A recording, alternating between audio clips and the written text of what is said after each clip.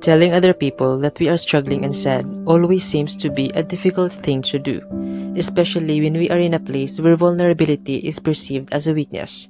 It's easy to say that we are happy and fine, but when we find ourselves feeling a heavy weight of sadness and when asked what is wrong, we sometimes tend to say the opposite, that we are happy just to cover up that we are actually not. Hello and welcome to the third episode of this podcast. You are listening to Jeffer, and for this episode, we will be talking about reaching out to others. I find this subject very important, especially nowadays that we are being isolated from the things that we used to do and from the people that we used to be with.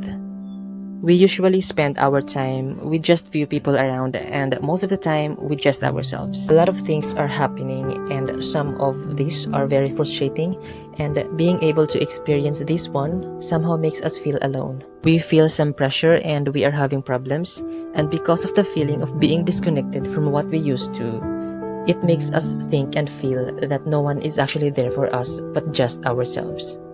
But if we try to reach out, to open up, and to speak up, only then we can realize that there is actually someone who is listening, who is caring, and who is seeing us during this time, and that we are not alone. How did I get to acknowledge that vulnerability is not a sign of weakness and that it is a form of expression, that in life and human relations it is a necessity?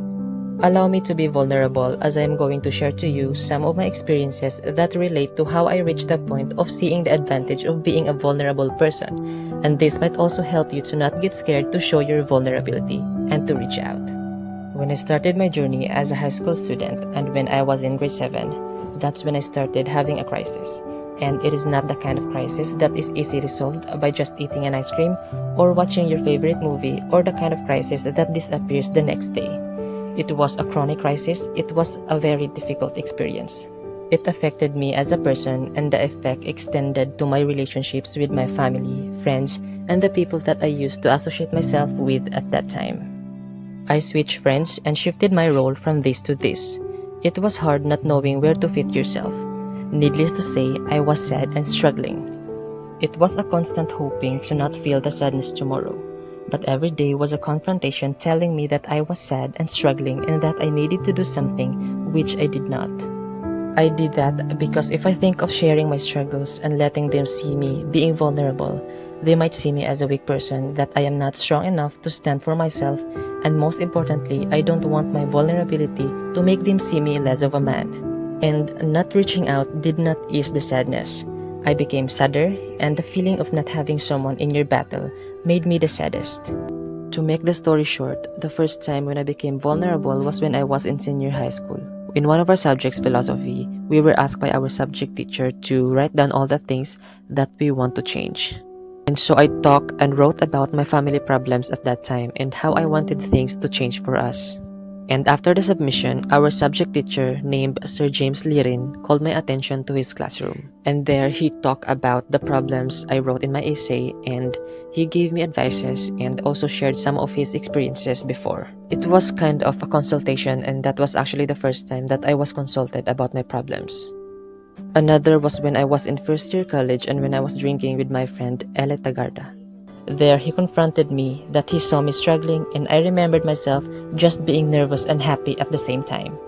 Happy because someone had finally spoke to me about what I was feeling and what I was struggling about for so long. And nervous because I was afraid to be vulnerable. Even so, I expressed what I was feeling inside. With drinks and tears falling from my eyes, for the first time I managed to practice vulnerability. And that made me brave, strong, and courageous. From then on, I started reaching out and talking to my friends about my problems. Being vulnerable actually causes someone to have less worry, fear, and pressure. Sometimes we are aware that we are vulnerable, but we used to hide it from the outside and just let people see that we are strong. Vulnerability and reaching out are not really a sign of weakness. More so, it's the opposite. It is having the courage and bravery to speak up, open up, and recognize what we truly feel. Being vulnerable is giving other people, our friends and family, to offer us a medication. It keeps us away from being isolated. What's actually the tendency if we hide our vulnerability is that we cannot know who is willing to listen, to care, and to love us. We cannot see the people who, despite seeing us struggling and being vulnerable, still sit with us, hug us, and say, "Do not hesitate to call me if this happens again." And despite seeing us so down, would still say, "Just talk, I will stay, and I will listen." Vulnerability is an expression, and this eventually builds connection, real connection with our friends and family. Humans are bound to be happy and sad. This is the reality about life. When you feel happy, know that you are experiencing half of what life wants you to feel. And when you're sad, do not forget that the other remaining half is intended for that. Do not pretend when you are down because we are vulnerable in nature. Give yourself and other people to be there for yourself, especially during your misery. It is unusual for people to come to us and say, "I see you struggling." Oftentimes, people are afraid to say the wrong thing. We need to reach out and ask for help if we need that. Do not second guess when it comes to being vulnerable. Vulnerability is an effective medication to any sort of unwanted emotion. Showing our vulnerability makes us feel seen, heard, and recognized. Being vulnerable is like becoming the strongest person. And that actually ends the third episode of this podcast. This is Jeffer, and if you are struggling about something and when you feel down, do not be afraid to reach out.